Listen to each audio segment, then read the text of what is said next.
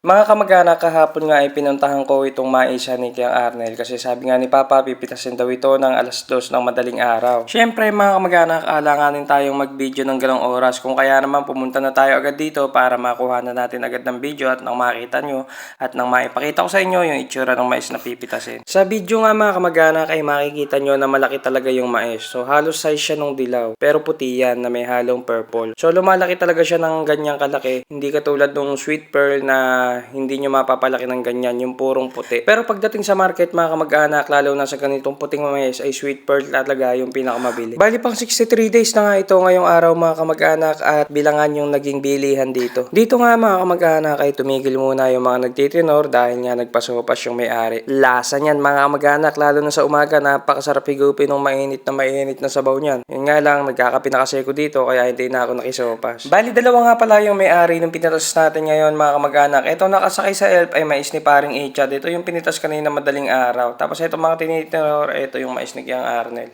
Nakakamiss nga din mga kamag-anak pumitas ng mais. Mula sa pagpitas, pagtitinor, pagsasako, pagbibilang, gagawin ko lahat yan kapag pinitas yung mais namin. Sana nga lang hindi matapat na wala ako dito o nasa Manila ako. Siyempre, para maipakita ko sa inyo na sanay talaga tayo sa mga ganyang gawain. Share ko na nga lang din sa inyo mga kamag-anak. Nung elementary pa lang ako, sumasama ako sa lolo ko tsaka sa tito ko na maghihila ng mais.